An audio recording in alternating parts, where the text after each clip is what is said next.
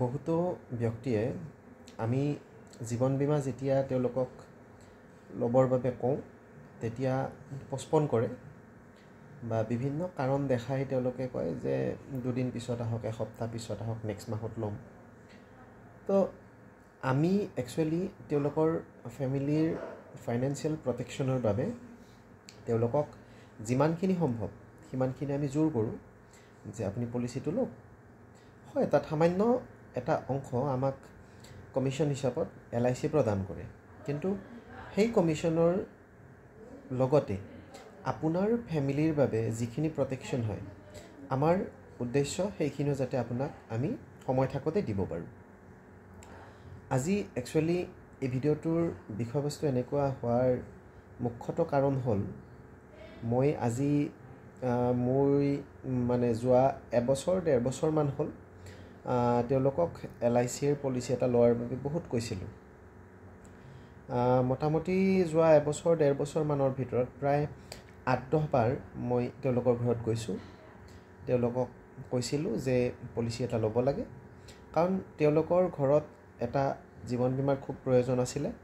কাৰণ এগৰাকী উইড' তেওঁৰ সৰুটো ল'ৰা ক্লাছ 9ত আৰু ডাঙৰজন হায়াৰ ছেকেণ্ডেৰী ফাইনেল ইয়েৰ।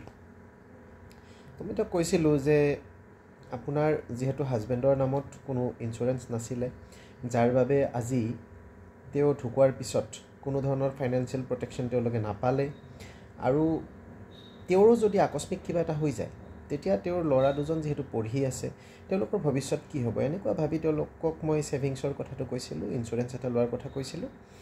তেওঁ কথাখিনি বুজি মোক হ'ব বুলি কৈছিলে আৰু পইচা যোগাৰ কৰি তেওঁ পলিচি এটা ল'ব বুলি কৈছিলে।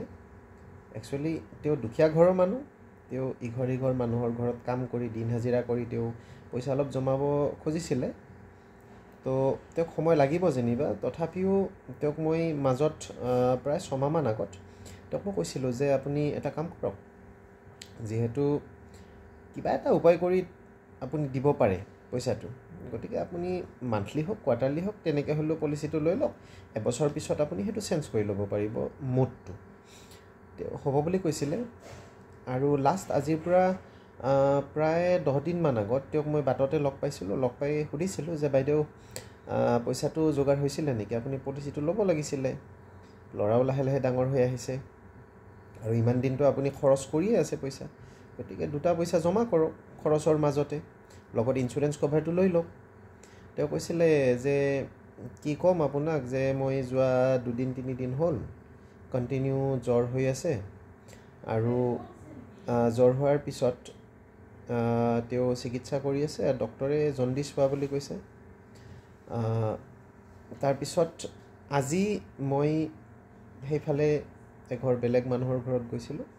যাওঁতে তেওঁৰ ঘৰত এনে সোমাওঁতে গম পালোঁ যে তেওঁ জণ্ডিছ লগত জ্বৰ, তেওঁ ঢুকালে আজিৰ পৰা 4 দিন আগত।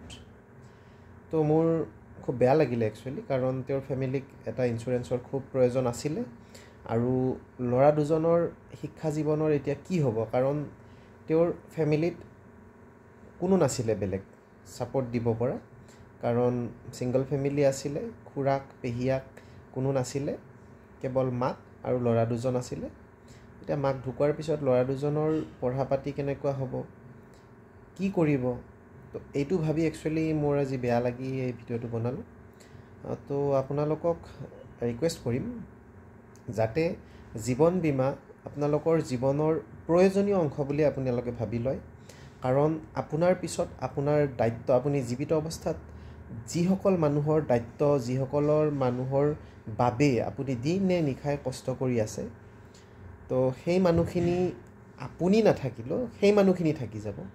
গতিকে সেই মানুহখিনিৰ ফাইনেন্সিয়েল এটা ছাপৰ্টৰ বাবে যাতে আপুনি নাথাকা সময়তো এটা অৰিহণা দি যাব পাৰে, অন্ততঃ সেই অৰিহণাৰে যাতে থকা মানুহখিনিয়ে অন্ততঃ কেইদিনমান বা কেইবছৰমান বা ভৱিষ্যত জীৱন চলোৱাৰ বাবে কিবা এটা ইনকামৰ ৰাস্তা এটা কৰি ল'ব পাৰে।